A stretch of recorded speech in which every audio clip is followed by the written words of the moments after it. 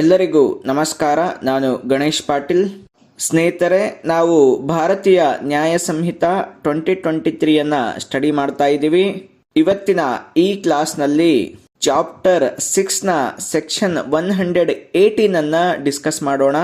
Section 118 dangerous ವಿಪನ್ಸ್ ಅಥವಾ ಯಾವುದೇ ಒಂದು ಅಸ್ತ್ರದ ವಿಪನ್ನ ಸಹಾಯದಿಂದ ವ್ಯಾಲೆಂಟರಿ ಆಗಿ ಹರ್ಟ್ ಮಾಡಿದ್ರೆ ಅಥವಾ ಗ್ರೀವಿಯಸ್ ಹರ್ಟ್ ಮಾಡಿದ್ರೆ ಅಂತಹ ವ್ಯಕ್ತಿಗೆ ಯಾವ ಪನಿಷ್ಮೆಂಟ್ ಕೊಡಲಾಗುತ್ತೆ ಅಂತೇಳಿ ಇಲ್ಲಿ ತಿಳಿಸಲಾಗಿದೆ.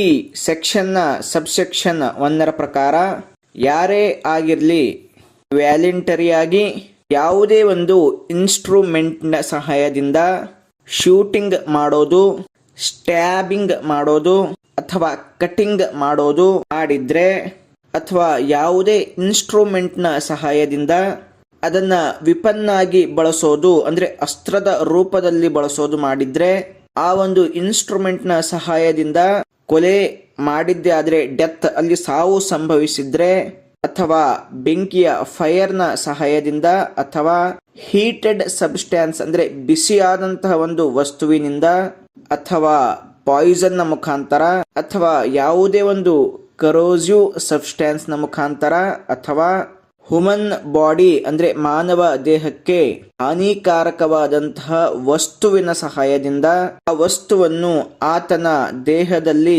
ಉಸಿರಾಟದ ಮುಖಾಂತರ ಅಥವಾ ಒಂದು ತಿನ್ನುವ ಮುಖಾಂತರ, ಆಹಾರದ ಮುಖಾಂತರ ಅಥವಾ ಅದನ್ನ ಬ್ಲಡ್ಗೆ ಡೈರೆಕ್ಟ್ ಆಗಿ ಸರ್ಕ್ಯುಲೇಟ್ ಆಗುವ ಮುಖಾಂತರ ಆ ಒಂದು ಸಬ್ಸ್ಟ್ಯಾನ್ಸ್ ಅನ್ನ ಸಿದ್ರೆ ಅಥವಾ ಯಾವುದೇ ಒಂದು ಅನಿಮಲ್ ಪ್ರಾಣಿಯ ಮುಖಾಂತರ ಯಾವುದೇ ಒಬ್ಬ ವ್ಯಕ್ತಿಗೆ ಹರ್ಟ್ ಮಾಡಲು ಅಥವಾ ಹರ್ಟ್ ಮಾಡಿದ್ರೆ ಅಂತಹ ವ್ಯಕ್ತಿಗೆ 3 ವರ್ಷಗಳವರೆಗೆ ಜೈಲು ಶಿಕ್ಷೆ, 20,000 ರೂಪೀಸ್ನವರೆಗೆ ಫೈನ್ ಅಥವಾ 2 ಪನಿಷ್ಮೆಂಟ್ಗಳು ಆಗ್ಬಹುದು.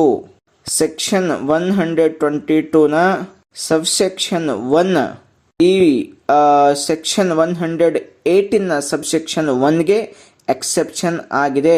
ಸೆಕ್ಷನ್ 122 ಸಬ್ಸೆಕ್ಷನ್ 1 ಏನ್ ಹೇಳುತ್ತೆ ಅಂತೇಳಿ ನೆಕ್ಸ್ಟ್ ಒಂದು ಕ್ಲಾಸ್ನಲ್ಲಿ ಅಥವಾ ನೆಕ್ಸ್ಟ್ ಒಂದು ವಿಡಿಯೋದಲ್ಲಿ ನೋಡೋಣ.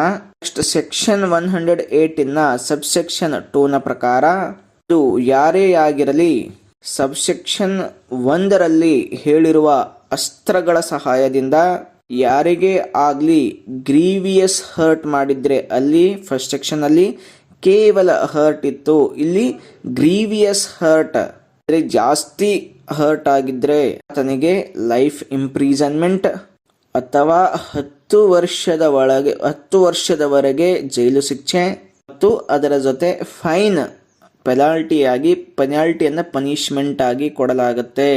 ಈ ಸೆಕ್ಷನ್ಗೂ ಕೂಡ ಸೆಕ್ಷನ್ 122ನ ಸಬ್ಸೆಕ್ಷನ್ 2 ಎಕ್ಸೆಪ್ಷನ್ ಆಗಿದೆ.